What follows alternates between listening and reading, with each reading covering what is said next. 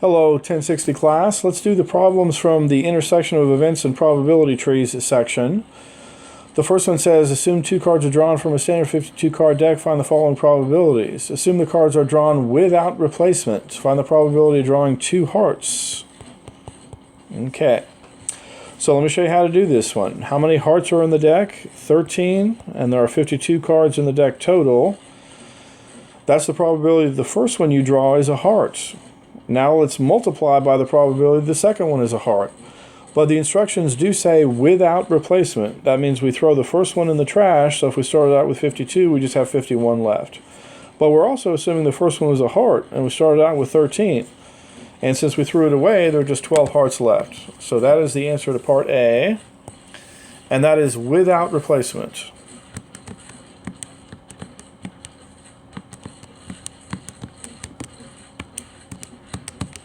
So I get 1 over 17. Well, let's do part B. And the only difference between A and B is it says assume the cards are drawn with replacement, but we're still calculating the probability of getting two hearts. So the first factor is the same as before, 13 out of 52. Cards are hearts, but this time we're putting the first card back in the deck. That means we still have 52 cards total, and we still have 13 hearts total. So that's the new product.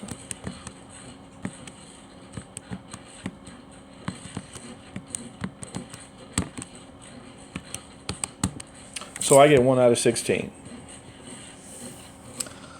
Let's do the next one.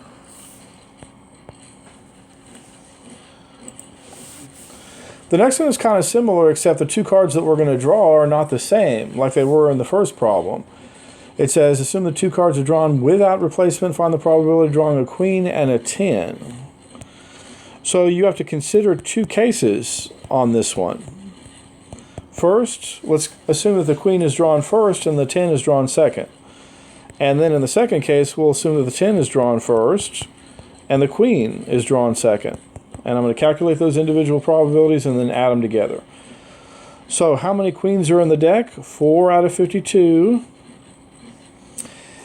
And this one says without replacement, so we're not replacing it. That means we're throwing it in the trash. So once the first card has been chosen, I just have 51 left to choose from. But notice I still have all 4 10s. So that's the first probability. Now let's do the second one, the second case. Well, what's the probability the first one is a 10? 4 out of 52, because I have 4 10s in the deck. And once again, this one is without replacement, so I'm not replacing the card, I'm throwing it away, so I just have 51 left, but I have all 4 queens.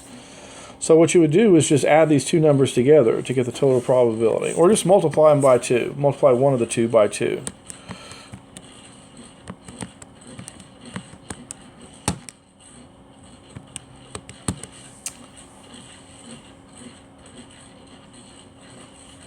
And I get 8 divided by 663 when I add the two together.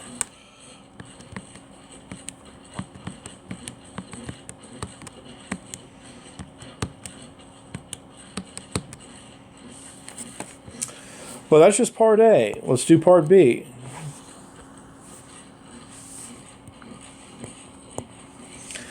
Part B is exactly the same problem. We're calculating the probability of getting a queen and a 10, but this time it is with replacement. But we can still break it into the same two cases. Queen first, 10 second. And 10 first, queen second. The numbers will be a little bit different this time because this one is without replacement, or I should say with replacement. But what's the probability the first one is a queen? Well, 4 out of 52 are queens, but this is with replacement, so we're putting it right back in the deck. That means we still have 52 cards total, and we still have all 4 10s. So the main difference between the two is this number. And I believe your probability in case 2 is going to be the same. 4 out of 52 cards are 10s, but we're putting it right back in the deck because it says with replacement, and we still have all 4 queens. So just take one of these two and multiply them by 2.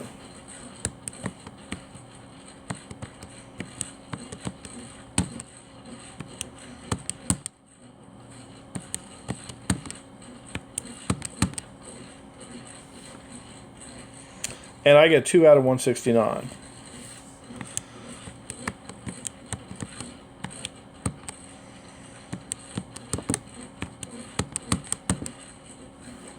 All right. Let's move on to number 3. We roll a pair of dice 3 times. Find the probability that a total of 3 is rolled each time. Okay. So we're rolling 2 dice, not just 1 die. And we're doing it 3 times. And it says find the probability that a total of 3 is rolled each time.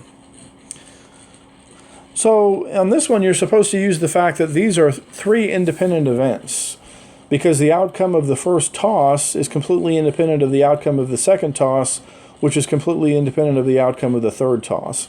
So it's really enough to calculate the probability that you get a total of 3, and then just multiply 3 of those together. Just cube it. So how many ways can you get a total of 3? Well, the first one could be a 1, the second one could be a 2, or vice versa. I think that's the only 2 ways. So the probability is 2 out of 36, or 1 out of 18, that you roll a 3 times in a row. But again, if the events are independent, and you want to calculate the probability that it happens 3 times in a row, you essentially just have to cube that 1 over 18.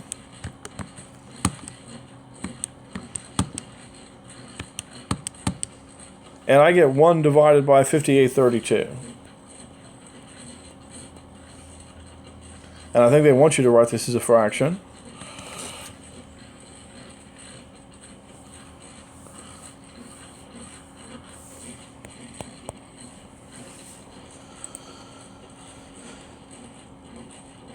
Assume that a softball player has a 0.21 probability of getting a hit in each time at bat. Assume that the player has 4 times at bat. What is the probability that she gets a hit only in her first time at bat? So the probability that she gets a hit is 0.21. All right? So that kind of implies that the probability that she doesn't get a hit is 1 minus that, because it has to be either a hit or a miss. And I believe that's 0.79. So once again, we're supposed to assume that these are independent events. The outcome of the first time at bat is independent of the outcome of the second time at bat, and so on. And it says, what is the probability that she gets a hit only in her first at bat? So we're really looking for the probability of H, and then H prime, and then H prime, and then H prime.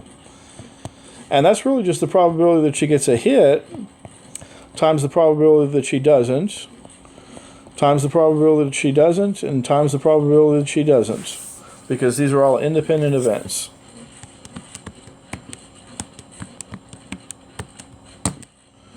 And it says round to 4 places, and I get 0.1035.